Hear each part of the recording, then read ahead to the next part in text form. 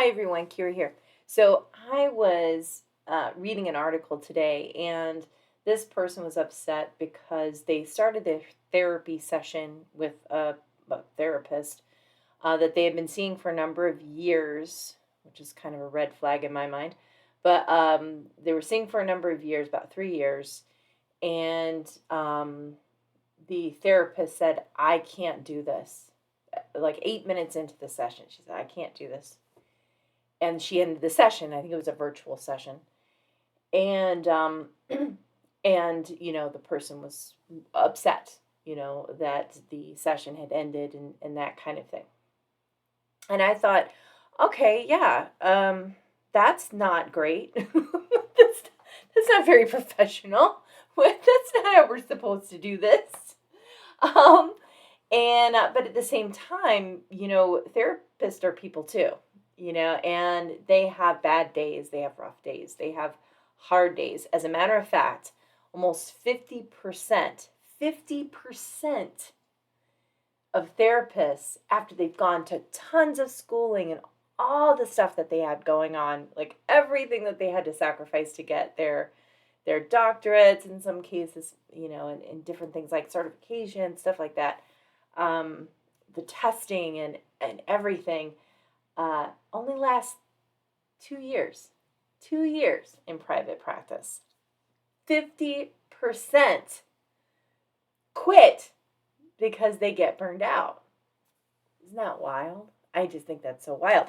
And then another 30% don't last more than between 3 and 7 years. Why?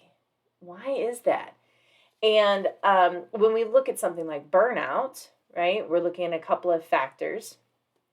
So the one thing is just the massive amount of stress. And if they have their own personal things going on, sometimes people go into a therapeutic setting because they have things that they are working on.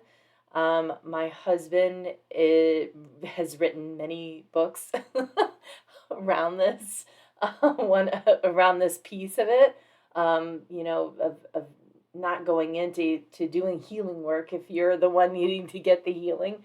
You got to do your own work, have your own process, have your own, stuff, that you work on. You don't want to get any of that kind of stuff from your clients. That's just wild. And so but that does happen, and so sometimes people aren't trained properly, or they didn't quite get that in their therapeutic training, and they get out into the big bad world with it, and then they're like, well, what do I do, for myself? So a couple of things that somebody who's experiencing burnout can do, first of all, is setting boundaries. You've got to set those boundaries. This would be for you who are having a work-life imbalance right now, where you're like, what am I supposed to do? Family, friends, um, bosses, co-workers, it's so important. It's absolutely vital to determine for yourself what is your priority. For me, my priority is my husband and my home. That's my priority. Do I still make money? Yes, of course I do. Do I still follow my dreams? Yes, of course I do. Of course I do. But when it comes to the big decisions in my life, that is the consideration that I make. It's my husband and my home. Whereas when Todd and I owned our clinics together, our business was our priority, and it showed in our relationship. Our relationship wasn't getting the nurturing and the connection and the love that it needed to grow and to be more stable and to be balanced. All of that energy went into business, which is why we burned out with our clinic after 7 years in Phoenix. So we're still a part of that statistic in a way. We did decide to move on to do other things, publishing, and which has been really, really fantastic over the last 5 years.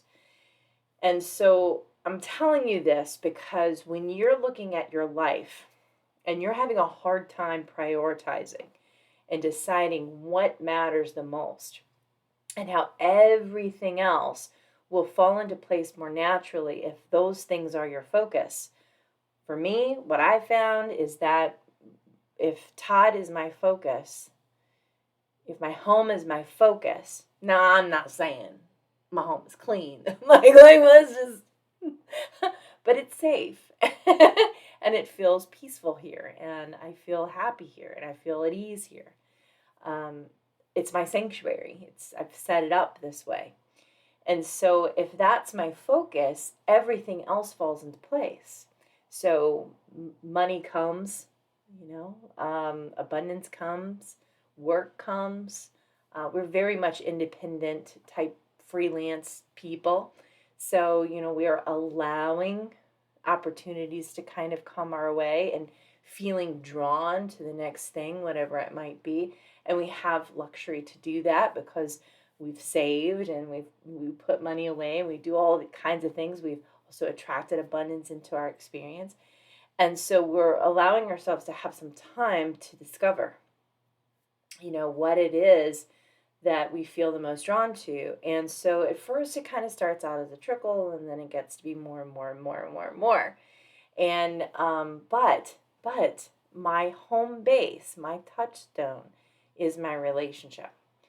And I just can't see, if you bring so much attention, so much awareness into one aspect of your life, which is cultivating as much love and connection as possible with somebody that you feel safe and whole with, really, the world is your oyster. It wasn't always this way. So every boundary, in my experience, so every person, place, thing, everything like that, every boundary, that I might need to set up is set up with the intention of keeping this connection whole and balanced and loved and lovable and loving. I feel like that's more my priority than anything else. So if your priority is your work, let's say you're not in a relationship, your priority is your work, keep in mind that there still needs to be balance there, where you're feeling some peace and connection and love to yourself, because then that's where you generate the most energy, where you generate the most passion and joy and inspiration. It'll come between the connection between you and yourself, right? So getting clearer and clearer all the time about what is your focus. So what does that mean? So let's say it's just you. You are your focus. You are the love you seek, and that's the touchstone, that's the home base. Then anyone who's asking you to violate that connection because they need XYZ, or they're trying to kind of pull you into their experience, and that their experience isn't nearly as healthy as yours is, it's okay for you to set that boundary.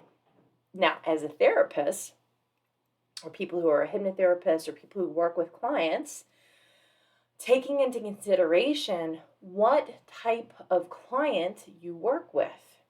So for me, for 7 years, I primarily worked with anxiety clients who could not take medication, who weren't on medication, or didn't want to take medication, that kind of thing. And so when I would basically be working with people who were in crisis a good part of the time, so they were in crisis. And so they would come to me and I would help move them out of crisis mode and into more of a healing mode, into a balancing mode. And that's still what I do to this day. Only I just don't see as many. I was seeing 30 clients a week. I was seeing 40 clients a week. And that was just too much. So we got clear about how many people we really wanted to work with to be effective for everyone and to do the best job that we possibly could. So if you're somebody who sees clients and you are starting to see a lot of clients, perhaps backing off. So here's the thing that happens a lot of times with people who are clinicians of any sort, working with the mind, working with mental health, is that they have this desire to help, and they become concerned if they have to push people out farther into their schedule or farther away because they need downtime. They need to rejuvenate. They need, the therapist does need to get like balanced and clear and get solid, and grounded into their truth, of who they are, so that they can be a better contributor to the world in that way. So they're trying to find that balance. So, but they're afraid to push people out because they know that that person is probably in crisis. And I got to say, it's okay to push them out, and if they can't work with you or they can't wait that long, then they're more than welcome to find someone else. You can't be too concerned about whether or not, you have to be the one to fix them.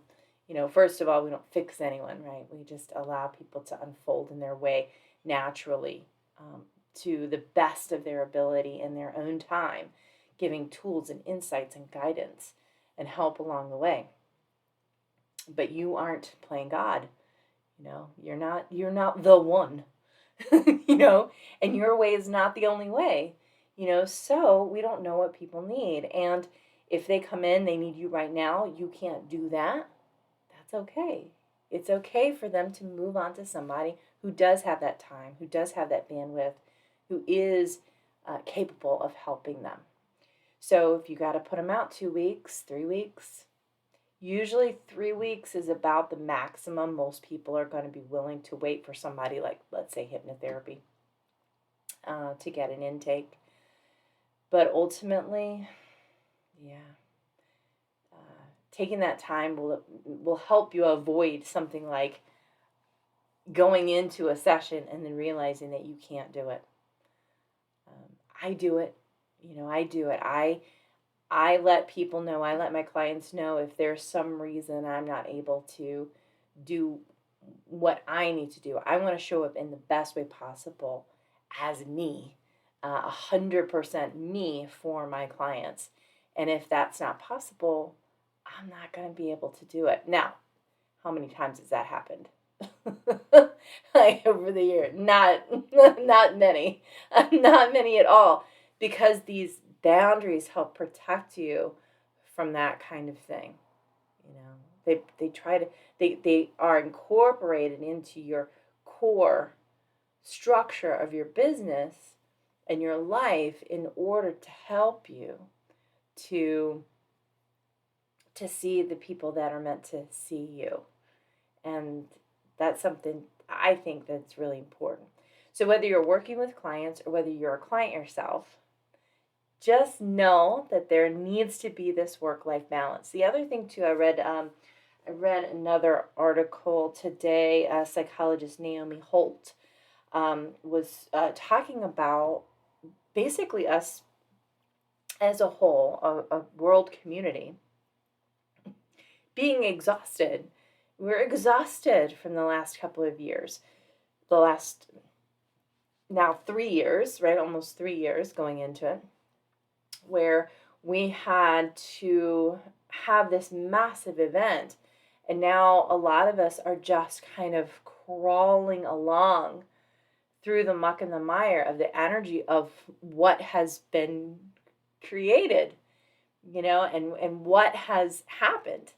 And any of that loss and that grief and the pain and, the shifting, the change and the massive changes that have happened. And then all these other things that are cropping up from this kind of overall discomfort. Um, Different types of just copious amounts of depression, anxiety, stress, um, phobias, even. Gosh, uh, things that probably don't even need to be there are popping up as well. Like, gosh, oh, I mean, just this underlying current of anger. I was out recently and I was talking to someone. We were having a nice time. I didn't know them. They were a stranger. Suddenly, this gal comes in out of nowhere, who was a friend of this person that I'm chatting with, and she just goes into this almost controlling rage, um, toward her friend that was sitting there just talking to me, and we were just having a nice chat. And it was the most bizarre thing I've ever seen in my life. And I've actually seen a couple of these things happen over the course of time. And then also, too, you see all these things online and you think, oh, that's a bunch of made up stuff. People don't act like that. Yeah, yeah, yeah, they do. And it's just fascinating to see, to witness. I don't wish to witness it much more ever, but know that that there's some weird stuff. There's some weird stuff going on, and expect the unexpected. Stay true to yourself. Try to stay true to your own boundaries. Stay true to yourself, and I think you're going to do just fine. When it comes to boundaries specifically, now we know the other things you can do, right? Diet, self-care, getting sleep, like all those things are also really important. Exercise. That boundary thing. Let's just stick with the boundary thing, because all those other things are going to just kind of need to take care of themselves, right? We'll get to that later. But if our boundaries aren't really good and clear, we're not going to have energy to go exercise or eat right or go shopping and get all the best foods and that kind of stuff. We're going to eat the crap. We're going to lay on the couch. We're going to just kind of move through the day. And I'm no exception to this. So if my boundaries suck, I'm overwhelmed. I have too much on my plate because I'm not saying no. I'm only saying yes. Then yeah, Houston, we've got a problem. And I've learned to notice the warning signs as well. And there are people in my life whom I absolutely love who have had some really traumatic things happen to them. And they're like, oops, I can tell I'm starting to slip back into that behavior, back into that pattern. I'm not willing to ever experience that bad thing that I experienced before. So I'm going to go ahead and take control here and start setting things back up, because it's okay if for some reason you're like, I've got my boundaries set, everything is in place, people know how to treat me, everything's going fine, and then you notice some shift, and you're like, oh, yeah, I'm really paying attention to myself and what I need, and I just realized I violated my own boundary. Let me go ahead and reset it. So if you've got some of that kind of stuff going on, please know you're not alone. We all do it. We all have to reset. We have to reset those expectations, start again, and just know that this is not the last time we're going to be talking about boundaries. This is not the last time we're going to be talking about behaviors. This is not the last time we'll be talking about the importance of diet, exercise, and sleep. They are number one. And also, too, recognizing what you can and can't do. And being okay with not being superwoman or superman. And just saying yes to all of the things that help you to feel good. Because when we look at something like stress is the main culprit in just about every disease process that we have in existence. It is the starting point. So if you're feeling that feeling of exhaustion, of stress, do I recommend you cutting off a client 8 minutes in? No. I want you to change that before it gets to some point like that, or having to immediately leave your office or your hangout or whatever it might be, because you are just so done. So done. And some recommendations that the people on whatever this website, Reddit type deal was something like, of course, they said what a horrible person they were, and that's just absolutely not true. We don't know what's going on in this poor lady's life. But to lie, right, and to say, oh well, I feel bad, my stomach hurts, I don't, they feel good. If that would mean that your client would feel a little better about what's going on, so that they didn't take it on, make it about them. Like, oh, I'm so horrible, they have to leave this thing, my session, because I'm so screwed up. That no one wants that. No one wants anyone to feel that way. They could be very truthful, which in a therapeutic situation, you do not process with your clients. So that's probably not a good idea. And then the other thing, she could have been honest and said, you know what, I am in my max, and I should have actually called and canceled this appointment. I didn't do it. I'm very, very sorry.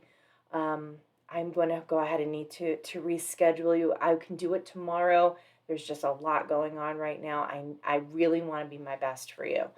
That would have been a better approach than just being like, I got to go. And then hanging up. That's not cool. That's not cool. So, so that we can always find a better way to say things and do things, can't we? Like, I could redo this entire video and probably make it 2 minutes instead of whatever time I'm on right now, which is probably a lot. It's 20 minutes. So, if you listen this long, thank you very much. And, click like, subscribe, do your thing. But I'm really happy that you stuck around, and I really, really hope that if you're experiencing these feelings of burnout, discomfort in your own life, that you're taking time and you're saying no to people, even people that you love, even people you want to get approval from, even people that you want to have them think that you hung the moon and that you can do every single thing. I'll invite you to let go of that and take care of you. Take care of your heart. Take care of yourself. Take care of your body. We're all a little burnout right now, to some degree. Even those who did super well during the pandemic. Even those that were fantastic.